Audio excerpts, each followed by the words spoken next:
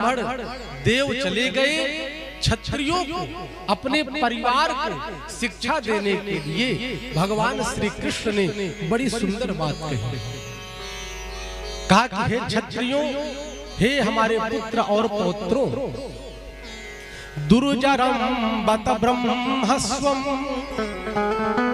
भुक्त मगनेर्मनागपि तेजी यशोपि किमुत राज्ञामीश्वर मानिना। भगवान ने क्षत्रियों को, जो क्षत्रिय प्रभु के पास रुके हुए थे और भगवान का जो परिवार था, पुत्र पौत्रादि, सबको भगवान श्री कृष्ण ने बड़ी सुंदर शिक्षा दी। क्या शिक्षा दी? कहा कि दुर्जरम बत ब्राह्मण, जो ब्राह्मण देव होते हैं, कभी भी इनके धन का हरण किसी भी व्यक्ति को नहीं करना चाहिए।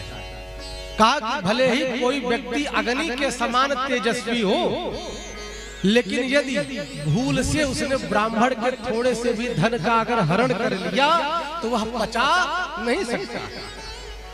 और कहा कि जो लोग झूठा मूठा अपने आप को तेजस्वी मानते हैं, मनस्वी मानते हैं, यदि भूलवश किसी ब्राह्मण के थोड़े से धन का भी हरण कर लिया, कहा चाहे ब्राह्मण देव अपनी इच्छा से ही सोचे कि इसका अभिप्राय यह है कि कुछ धन इसको दे दे, और ब्राह्मण देव उसके अभिप्राय को समझ करके यदि थोड़ा सा धन दे दिया तो कहते हैं कि वह धन चाहे राजा ही क्यों ना हो पचा नहीं सकता। और फिर प्रभु कहते हैं कि ना हम हालाहलम मन्ने विषम यस्य प्रतिक्रिया ब्रह्मस्वं ही विषम प्रोक्तम नास्य प्रति विधुर्भुवि। भगवान बड़ी प्यारी बात कहते हैं। कहा कि भगवान कहते हैं नाहम हलाहलम विषम मन्नी, मैं हलाहल विष को हलाहल विष नहीं मानता। हलाहल विष को भगवान शिव पचा गए। जहर को कहा कोई तपस्वी तेजस्वी व्यक्ति पचा सकता है। हलाहल विष मान लो जैसे समाज में कई लोग किसी कारणवश विष का पान कर लेते हैं, पता चलती है भैया अमुक व्यक्ति रात्रि में जहर खा लिया, डॉक्टर के पास ले जाया गया, उसकी चिकित्सा हुई, वो ठीक हो गया। भगवान श्री कृष्ण कहते हैं कोई हलाहल विष को पान करके, विष पी करके उसकी चिकित्सा संभव है, लेकिन वस्तुतः ब्राह्मण का जो धन है वह हलाहल विष से भी ज्यादा खतरनाक है।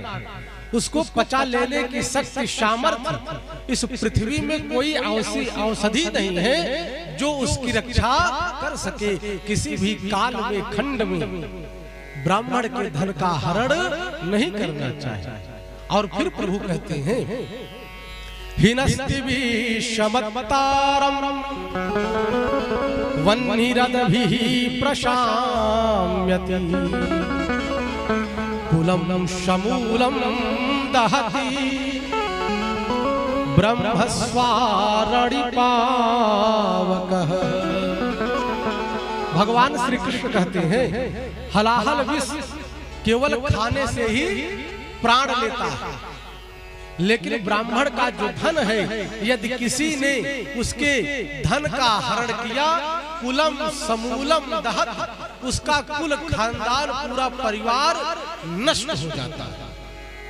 ब्रह्मस्वारणिपावकः, जैसे प्रचंड अग्नि लगी हो महाराज, उस प्रचंड अग्नि में चाहे आप सूखी लकड़ी डालें, चाहे गीली लकड़ी डालें, चाहे वृक्ष ही डाल दें, सब जल करके भस्मीभूत हो जाता है। उसी प्रकार जो व्यक्ति ब्राह्मण के धन का हरण करता है, कुलम समूलम दहत, उसका कुल समूल नष्ट हो जाता है।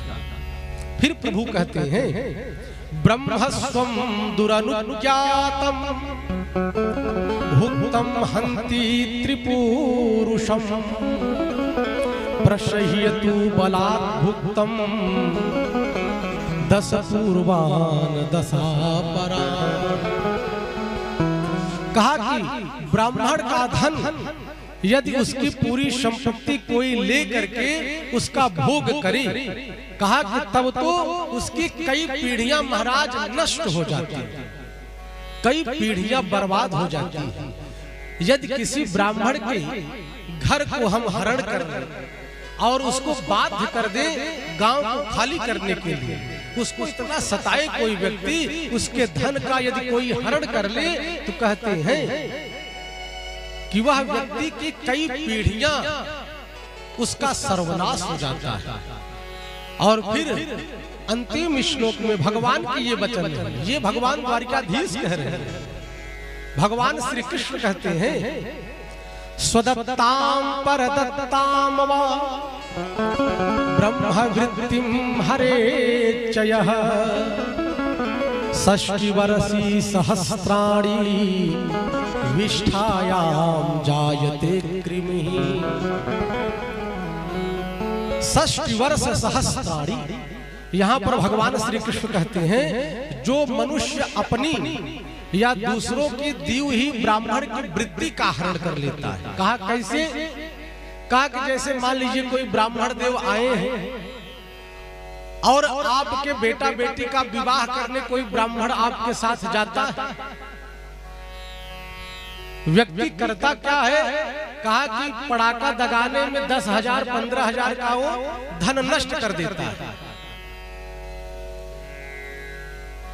डीजे करेगा, रोड लाइट करेगा, रथ करेगा, 50,000 नाच गाने में तमाशे में फूक देगा। और वही जब ब्राह्मण को यदि 2,000 4,000 रुपया देना हुआ विवाह की कराई का, तो कहते हैं कि उसके कई लोग मालिक हो जाते। कहते हैं फूफा जी को बुलाओ, और फूफा जी कहते हैं कि भैया क्या कर रहे हो, लूट रहे हो। अब आप सोचो कि पड़ाके में नाच गाने में आपने 50,000 बर्बाद कर दिया, जबकि उस विवाह का सबसे महत्वपूर्ण यदि कोई कार्य है तो ब्राह्मण देव के द्वारा किया हुआ वह विवाह का कार्य।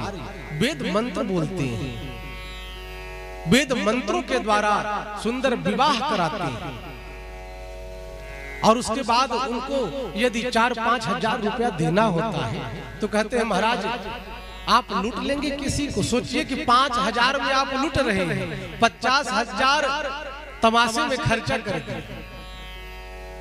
तो ये भगवान कहते हैं कि कोई भी ब्राह्मण हमारे घर आवे, कोई भी पूजा अनुष्ठान करे, कम से कम उसका पारिश्रमिक तो उसे मिलना ही चाहिए। आज के समय में महाराज अगर एक मजदूरी करने वाला कोई मिस्त्री आपके घर जाता है, बढ़िया मिस्त्री करोगे तो उसकी भी फीस 800-1,000 रुपया है। तो कोई ब्राह्मण देव आपके घर जाए, वेद मंत्र के द्वारा सुंदर आपका पूजन यजन कराएं, तो कम से कम एक दिन की दक्षिणा 1,100 रुपए तो उनका सम्मान होना चाहिए। आने जाने का किराया भाड़ा, जब आप एक मिस्त्री को 1,000 रुपया दे सकते हैं, तो जिस ब्राह्मण का आपने वरण किया है, जिसकी आप चरण वंदना करते हैं, ब्राह्मण पूजन किया, तो कम से कम उसको सम्मानित 1,100 रुपए एक दिन का तो दे ही। और ये भी आप उपकार नहीं कर रहे हैं, उसका पारिश्रमिक 8 घंटे बैठ करके पूजन करता है, यजन करता है, आपके कल्याण की भावना उसके भीतर निहित है, उसकी दक्षिणा तो उसको मिलनी ही चाहिए। तो भगवान कहते हैं स्वदत्ताम परदत्ताम वा ब्रह्मवृत्तिम हरेच्चयः। जैसे कोई व्यक्ति मान लो बहुत से यजमान देने के इच्छुक होते हैं, तो उसके रिश्तेदार, उसके मित्र कहते इतना क्यों दे रहे हैं, 5,000 ब्राह्मण मिल जा रहे, तुम 10,000 दक्षिणा दे रहे। तो कहा कि ऐसे भी व्यक्ति 60 वर्ष सहस्राणी 60,000 वर्षों तक, कहा कि ये विष्ठा की कीड़ा बनते हैं। 60 वर्ष सहस्राणी, ये वचन भगवान द्वारिकाधीश के, ये भगवान कहते हैं विष्ठायाम जायते कृमिः। व्यक्ति सुंदर आयोजन कराता है, जगनेटर का खर्चा दे देगा, पांडाल का खर्चा दे देगा, सब कुछ कराएगा।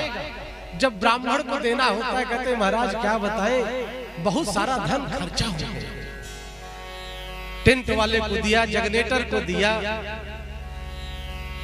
भंडारा भोज किया, सबकी सेवा की, पदार्थ बने, और जब ब्राह्मण को देना होता है वह तुरंत गरीब बन जाता है।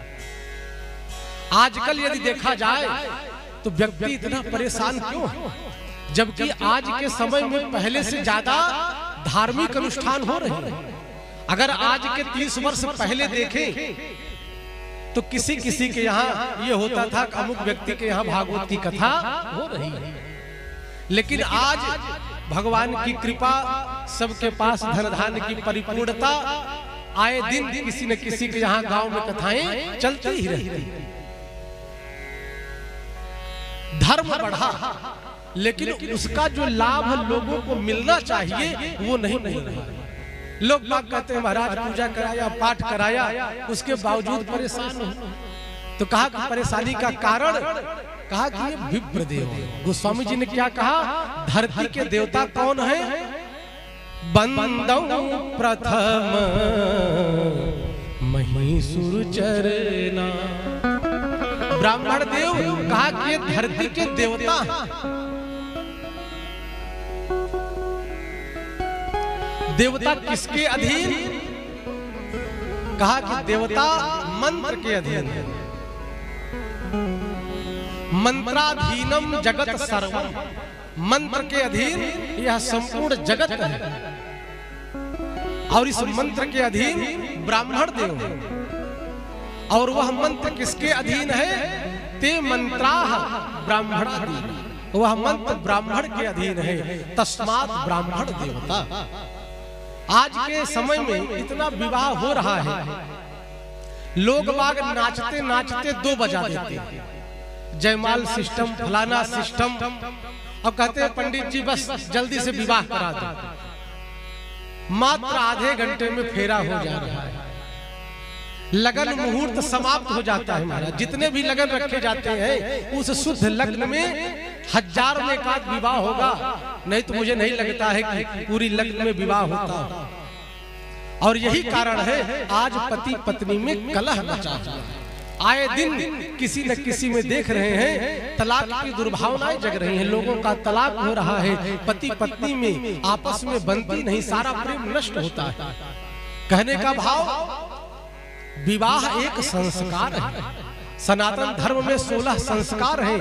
लोग अपने आप को ब्राह्मण कहते हैं, यदि अभी पूछा जाए तो 16 संस्कार का नाम भी नहीं बता पाएंगे। हम अपने संस्कार को, अपनी संस्कृति को, शिखा सूत्र को भूलते जा रहे हैं। एक बार गुरुदेव की हमारी कथा हुई, मैं उसमें साथ में था। तो गांव में एक व्यक्ति ने कहा कि हमारे गांव का एक लड़का है, बनारस में पढ़ता है, बहुत विद्वान, गुरु जी के पास लेकर के आई। जींस का पैंट पहन करके, शर्ट पहन करके आए ब्राह्मण देव। गुरु जी से मिले। गुरु जी ने पूछा कि आप ब्राह्मण में, काशी में पढ़ते हैं, ब्राह्मण देव जींस और शर्ट पहन करके घूम रहे, कम से कम धोती कुर्ता का तो धारण अवश्य करें, ये हमारी भारतीय वेशभूषा है। उसने कहा कि गुरुदेव हम ढोंग नहीं करते, दिखावा किसी प्रकार का नहीं। तो गुरुदेव ने कहा कि आपके मस्तक पर चंदन भी नहीं, ब्राह्मण हो, कम से कम ब्राह्मण का परिचय देना तो न पड़े। मस्तक पर तिलक हो, कम से कम चोटी हो, शिखा हो, और जनेऊ हो।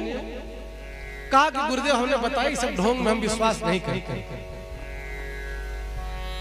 तो गुरुदेव ने कहा कि जब आप इसको बाहरी ढोंग मानते हैं तो खाते इसी मुखई से तो हो।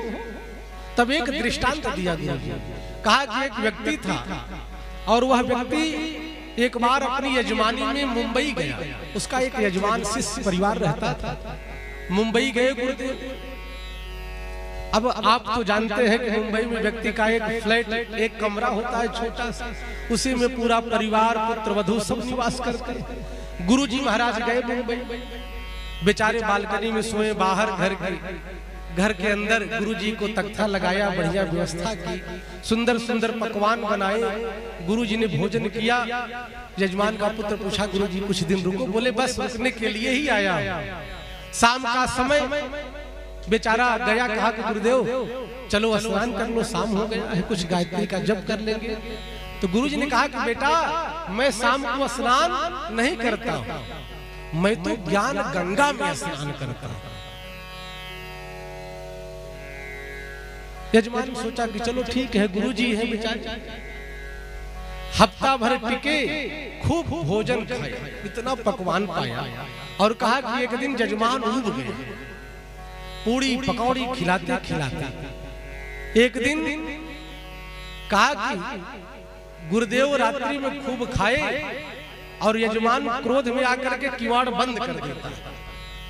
कहा कि रात भर सोए हैं, परेशान कर दिए, अच्छा दिन हो गया है, घरे जाए के नाम ही नहीं लेता है। अब गुरुजी को प्यास लगी, गर्मी का समय, खूब खाया था, रात्रि में कह रहे यजमान किवाड़ खोलो बेटा, कुछ जल लेकर के आओ, कुछ पानी पी लो, तृप्ति हो। तो यजमान कहता है जिस ज्ञान गंगा में नहाते हो, उसी ज्ञान गंगे से 2-4 लोटा पानी निकाल लो, पी लो, बहुत हो गया तुम्हारा। तो कहने का भाव, यदि ब्राह्मण हो तो मस्तक पर तिलक हो,